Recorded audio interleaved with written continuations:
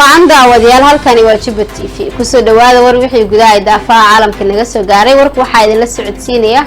aniga waa Ikraan Sharci qodobada warkan aad ku daawan doontaan waxa kamid ah Ra'iisul Wasaare Xamse oo ka qayb galay furitaanka shirka Tigad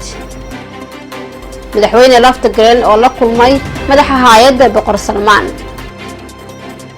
wasaaradda arrimaha gudaha iyo IOM oo ka wada hadlay arrimaha dib u heshiisiinta dalka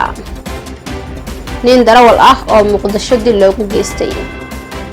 ciidamada danab oo howlgalka fuliyay gobolka Jubbada Hoose koonfur galbeed oo daafurtay shirka maamul daadajinta maamulkaasi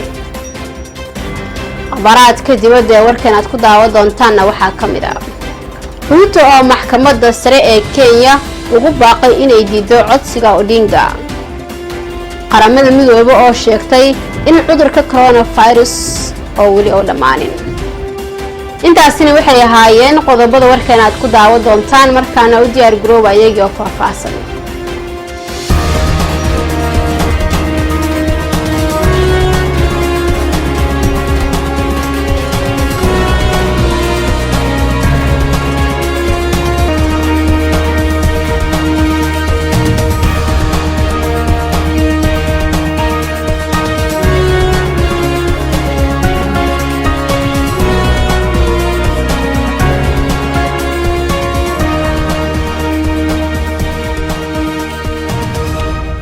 soo noqod wanaagsan daawadayaal qodobka ugu horeeya ee warkeena Ra'iisul Wasaare Xamse ayaa ka qayb galay furitaanka shirka Tigad Wariyana Cabdifataax Durdur ayaa idin faahfaahinaya Ra'iisul Wasaaraha Xukuumadda Federaalka ah ee Soomaaliya Xamse Cabdi Barre iyo wafdi uu hogaaminayo oo ka qayb galaya shirka caalamiga ah ee Tokyo ayaa maanta ka qayb galay shirkaasi oo ka furmay magaalada Tunis shirkan oo looga hadli doono horumarinta Afrika ayaa ka furmay magaaladaasi waxaana si rasmi ah u furay madaxweynaha dalka Tunisia Qays Saciid madaxda ka qayb gashay ee ka socda qaaradda Afrika iyo kuwa Japan ayaa halka khudbado ka jeedin doona iyagoona diiradda lagu saari doono wada hadallada inta ay socdo qodobada ay ka mid yihiin kobcinta dhaqaalaha iyo sidii loo abuuri lahaa fursado horumar bulsho isku filan iyo in si bulshada ku dhaqan qaaradda Afrika u gaari lahayd isku filnaansho waxaana sidoo kale shirkan inta uu socdo ee labada maalmood ah looga hadli doonaa nabadda iyo deganaanshaha qaaradda Afrika madaxweyne Laftagreen ayaa la kulmay madaxa hay'adda Boqor Salmaan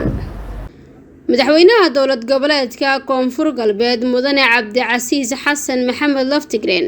ayaa qaabilay wafdi uu ka socday hay'adda Boqor Salmaan uu hogaaminayay Yuusuf Bakiit Raxma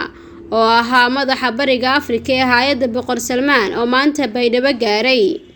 kulanka ayaa looga hadlay arrimaha saameynta abaaraha iyo sidii gargaar loo gaarsiin lahaa bulshada saameysay abaaraha ee ku nool guud ahaan deegaanada koonfur galbeed bismillaahir rahmaanir rahiim maanta waa sabti bisha Agoosto 27 sanadka 2022 magaalada Baydhabo waxaan u soo booqday wafdi ka socda hay'adda King Salman Foundation oo hogaaminayay Yuusuf Bakiit Raxma oo madaxa hay'adda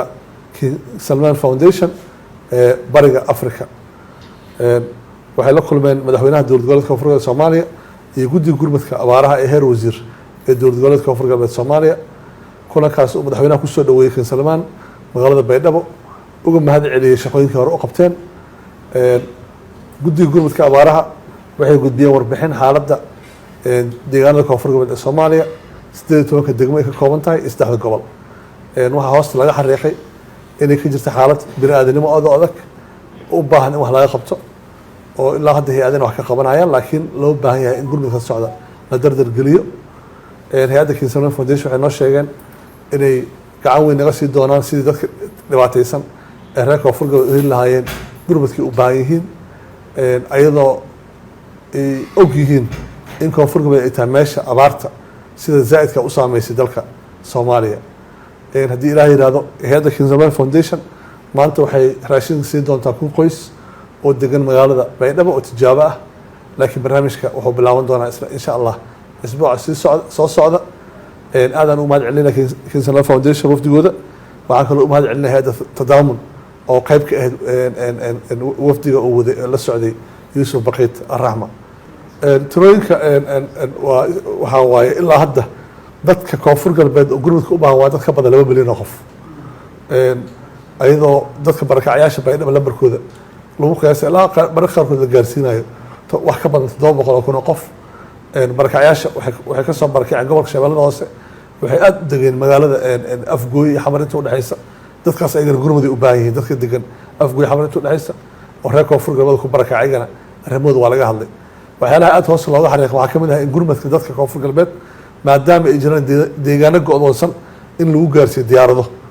deegaanada xeebta ah lagu gaarsiiyo dhinaca doomo lagu gaarsiiyo sida degmada marka iyo degmada baraawe magaalooyinka jidka u furan yahay cuntada jidka loo marsiiyo saddexdaas siba in dadka raashinka lagu gaarsiiyo gobolkaana sidaad ogtihiin waxaa haysta culays amni